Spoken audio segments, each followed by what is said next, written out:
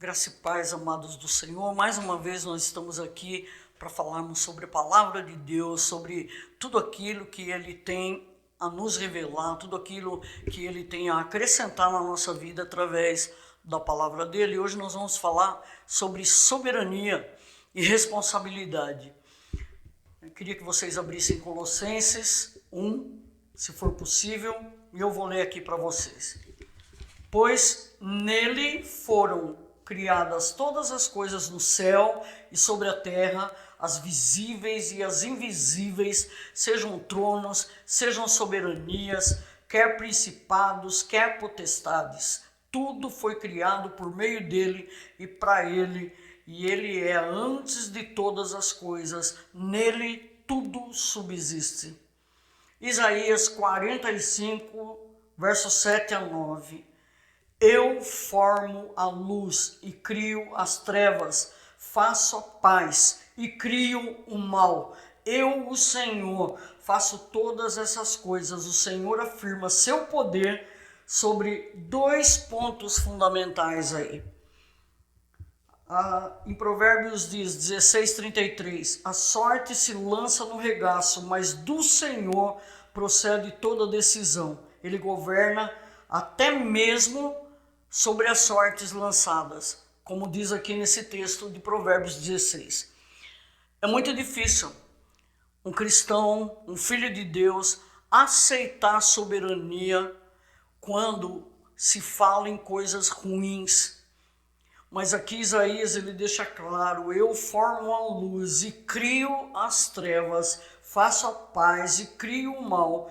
Eu, o Senhor, faço todas essas coisas, partindo do princípio de que Deus criou um mundo com duas forças opostas. Eu tenho que parar e pensar até onde vai a soberania de Deus em tudo aquilo que acontece comigo e até onde eu tenho minhas responsabilidades e minhas decisões tomadas sem a influência dele. Os acontecimentos no mundo, quanto aí é soberania de Deus e quanto o homem tem de responsabilidade. Quando eu começo a refletir sobre essas coisas, eu trago a maturidade para a minha vida, porque eu começo a entender que Deus é soberano sobre as situações da nossa vida, em todas elas, todas, mas Ele é responsável por tudo.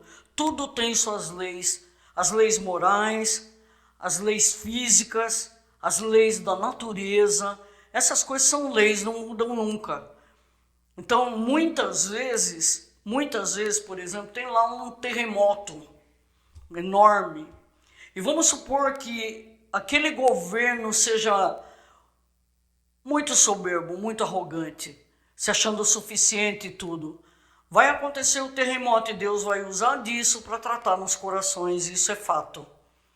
Então eu gostaria de passar o que eu tenho de entendimento hoje sobre essas coisas, porque a própria vida com Deus vai mostrando isso no nosso dia a dia. Ah, mas é tudo muito ruim aqui, como é que Deus tem influência nisso? Eu crio as trevas e formo a luz, crio o bem e o mal. Duas forças opostas sempre vão reger a nossa vida, sempre.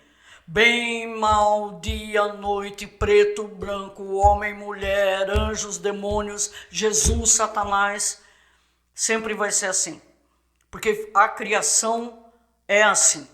Então, vamos pegar um personagem da palavra que deixa claro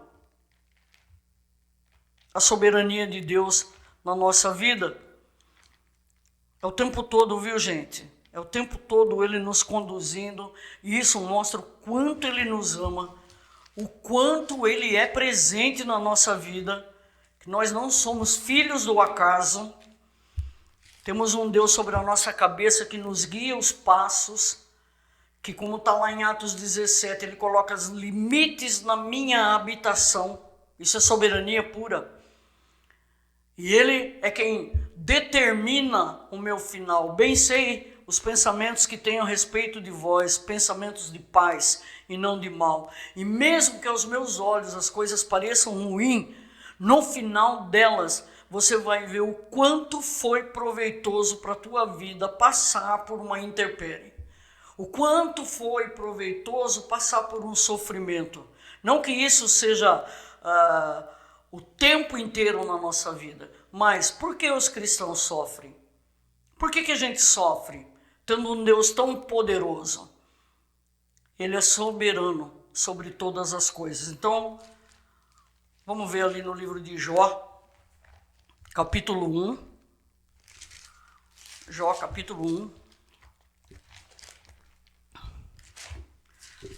Um personagem fantástico, uma história fantástica, realmente mostrando como Deus é com as coisas que ele faz.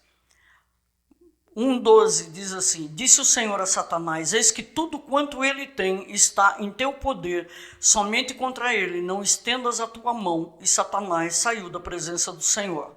Eu creio que a maioria das pessoas conhecem a história de Jó, mesmo aqueles que não têm muita, digamos assim, disciplina de estar lendo Bíblia, conhece. As mamães de antigamente falavam, mas tem que ter uma paciência de Jó para as coisas. Elas sempre falavam isso quando a gente aprontava alguma coisa.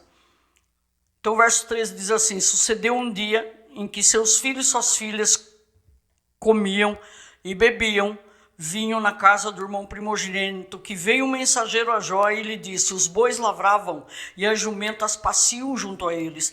De repente deram sobre eles os sabeus e os levaram e mataram aos servos ao fio da espada. Só eu escapei para trazer-te a nova.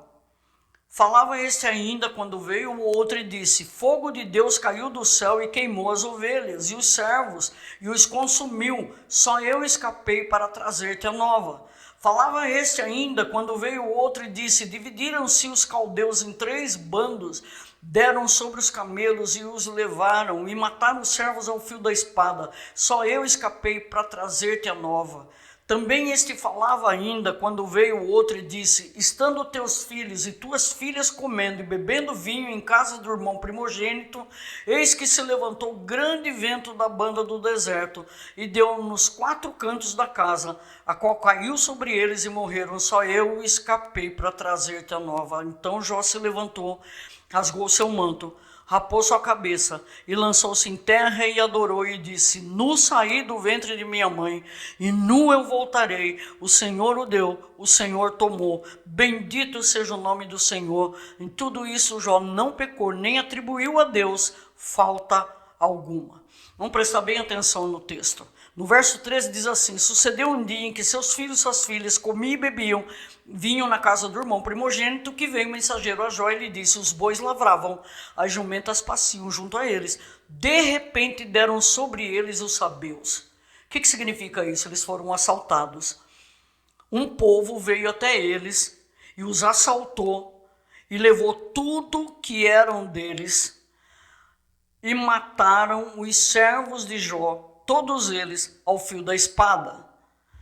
Ou seja, isso acontece hoje também em qualquer lugar. Quantos não morrem com tiros, com um acidente de automóvel, com coisas que aos nossos olhos são muito ruins, mas aí foi Deus que disse para Jó, disse para Satanás: você pode fazer o que você quiser, menos tocar na vida dele, porque ele é meu. Vai lá, de repente, e tá todo mundo, falava no verso 17, falava este ainda, quando veio outro e disse: dividiram-se os caldeus em 3 bandos, deram sobre os camelos e os levaram e mataram os servos a fio da espada. Só eu escapei para trazer-te a nova. Ou seja, Jó estava perdendo tudo que ele tinha. Tudo que ele tinha com um aval de Deus, porque você tem que ler desde o primeiro versículo de Jó, capítulo 1, para compreender a história toda. Ele era o homem mais rico do Oriente. Ele tinha todas essas coisas, muito mais do que qualquer outra pessoa do Oriente. E ele perde tudo, absolutamente tudo, Verso 18, também este falava ainda quando veio o outro e disse, estando teus filhos e tuas filhas comendo e bebendo vinho em casa do irmão primogênito, eis que se levantou um grande vento da banda do deserto e deu nos 4 cantos da casa, a qual caiu sobre eles e morreram. Nós vemos no jornal pessoas que perdem suas casas numa enchente, terremotos e tantas outras coisas e calamidades da natureza que não dá nem para contar. Hoje, nesse tempo, ainda mais. Mas eu quero dizer uma coisa para você. Nada acontece porque sim. E isso não me exime da responsabilidade, mesmo Deus sendo soberano sobre as situações boas ou ruins, não me exime da responsabilidade de ser filho, de levar em consideração que tudo o que Deus deixou por escrito, eu posso fazer proveito para a minha vida, principalmente na parte moral, na obediência que eu devo ao meu pai, porque daí já se torna também lei de semeadura, é uma lei. Então tudo que eu planto, eu colho, não tem como fugir disso. Ah, mas Deus está no meio. Acabamos de ler uma passagem muito ruim. Você já pensou se perder tudo e perder 10 filhos, não é um só, 10 filhos. Me admira como esse homem foi saindo da situação. Aí precisou da ajuda dos amigos. Os amigos vieram, mas vieram cobrando ele, porque ele não estava sendo reto o suficiente. Por isso Deus estava fazendo isso. Mas dentro ainda do pouco conhecimento que eles mesmos tinham, eles estavam admitindo que Deus era sobre aquela situação. Até os amigos deles. Então assim, eu não posso colocar a culpa em Deus de todas as minhas atitudes, mas Ele tem controle de tudo que acontece ao meu redor e na minha vida, porque senão eu estaria dizendo que Ele é um Deus pela metade, que Ele tem controle de X ou Y e não tem controle da minha vida. E que eu faço tudo o que eu quero. Aí a palavra de Deus diz que Ele inclina o coração dos reis, ou pode colocar aí, Ele inclina o coração dos homens. Lá em Daniel 4,35 diz que ele trabalha com o exército da esquerda e o exército da direita e com os homens na terra. Ou seja, ele trabalha. Ele vai fazer as coisas acontecerem de uma maneira que o propósito dele seja estabelecido. Não o meu bem-estar sempre. O propósito dele. A história de Jó é a mais antiga da palavra de Deus e ela está aqui, ó, servindo de consolo. Eu vejo a história de Jó como um consolo. Quando a mulher dele foi cobrar dele isso, amaldiçoa teu Deus e morre, Jó. Que Deus que é esse que permite tanta coisa ruim na sua vida? Ele diz, você fala como uma louca mulher. Eu receberia o bem e não receberia o mal. Ou seja, Jó também tem a ideia da soberania muito fixa na mente dele. É uma coisa difícil de se tratar no nosso coração, mas é Bíblia. Deus foi soberano sobre tudo que aconteceu com os apóstolos. Foi soberano. Eles tiveram mortes horríveis. Um frito no óleo, o outro em cruz de escusata, o outro decepou a cabeça. Por que tinha que ser assim? Por que não simplesmente ele chegou e disse, coloquem o evangelho no coração de todo mundo, preguem e vão no bem bom, todo mundo vai aceitar vocês. O ser humano não está preparado para oposição. Não está preparado para isso, porque cada vez que uma pessoa se opõe a ele já toma medidas radicais, como a gente vê em muito país, os países estando em guerra, por isso, porque um se opõe ao outro. Porque um país tem suas verdades, o outro país tem as suas verdades, mas como Jesus diz na sua palavra, em verdade vos digo, ele repete isso algumas vezes, porque ele está dizendo, vocês têm uma verdade, é coerente, é isso, é bom, mas a minha verdade, em cima da verdade de vocês, é que tem que prevalecer. A soberania de Deus não é uma coisa fácil da gente assimilar, mas traz tranquilidade para o nosso coração, para que a gente tenha uma vida sabendo que essa vida é dirigida por Deus o tempo todo. Tem gente que paga para ouvir, por exemplo, o que a palavra de Deus não diz. Tem gente que paga para massagear o ego, para ter seu ego massageado, ou para ouvir que Deus tem que fazer o que você quiser e Ele vai fazer. E, meu amado, não vai ser dessa forma, não conforme a palavra. Como Jesus morreu? Com a morte pior que um ser humano pode pensar. Quem já viu o relato médico da morte dele, pode dizer que foi a pior morte que um ser humano pode experimentar. E ele era o Filho de Deus. Então, coisas ruins acontecem muitas vezes para quem está em volta, não para a pessoa em questão, para ser tratado coisas que eu nem mesmo sei que existem no coração ou na vida das pessoas. Então, Deus conhece tudo. Ele sabe a hora que eu vou ser liberto, que eu vou ser sarado, Ele sabe a hora de tudo.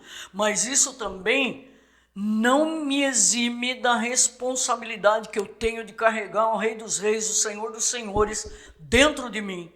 E a minha postura deve ser uma postura de cristão, não de uma pessoa do mundo, porque está cheio de gente que quer a bênção só, mas não se preocupa com o seu porte, com o que fala, o quanto deixa de amar, o quanto deixa de respeitar as pessoas. E Jesus Cristo veio por isso, Ele morre por isso, para que eu tenha uma comunhão sadia com as pessoas.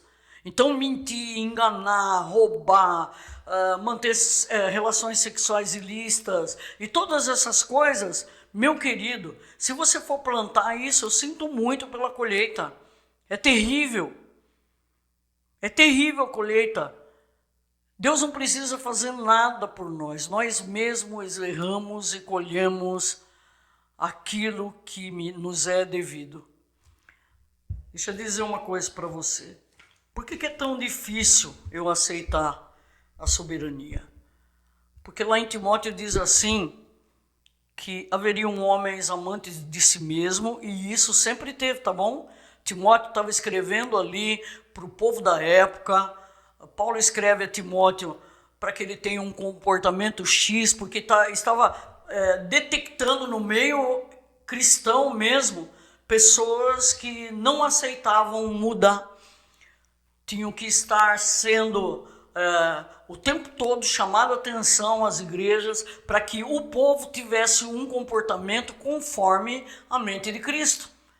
Um comportamento com decência, com ordem, e todas essas coisas Paulo estava tratando. E ele diz para Timóteo, nos últimos tempos haverão homens amantes de si mesmo, idólatras, ou seja, homens que querem fazer o que querem, não o que Deus e o coração de Deus deseja. Então, tudo está no controle de Deus.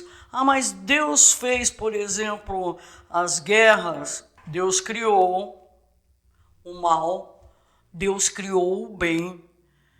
Ou você aceita isso, ou você vai pensar que Deus é um tirano. E Ele não é. Ele é justo. É um Deus justo. Se muitas vezes há guerras, realmente Ele está no meio de tudo. Se eu erro, Ele me abandona porque eu erro? Nada nos separará do amor de Deus, nem a altura, nem a morte, nem profundidade, ou qualquer outra criatura pode me separar do amor de Deus, diz a palavra, mas eu erro. Ele vai me abandonar porque eu não acertei nada. Ele está no meio, dentro da sua soberania está no meio, conduzindo, ou me levando, como diz em Romanos, para o arrependimento, em Romanos 2, porque eu preciso da bondade dele até para me arrepender. Quando eu não me arrependo, é sinal que o meu coração já está endurecido demais para nem ver a bondade de Deus em tudo isso. Amado, amada, Deus é soberano. Se você tem algum problema hoje, está passando algum problema, diga só para Deus, eu sei que tu sabes todas as coisas, Senhor. mas eu também sei o Deus que eu tenho crido, o Deus que tem poder para transformar, o Deus que tem poder para levantar, o Deus que tem poder para curar. Esse é o Deus soberano, mas ele não é soberano só de coisas boas, como a maioria pensa. E eu não tenho que ter o meu ego massageado o tempo todo com um Deus bonzinho, papai bonzinho, que não corrige, não disciplina. Isso é mentira da religião. Então, aceita as tuas frustrações muitas vezes e converse isso com Deus, porque todas as coisas cooperam. Quando eu digo todas, é todas. Todas as coisas cooperam para o bem daqueles que amam a Deus. Obrigado pela atenção e um abraço muito grande, em nome de Jesus.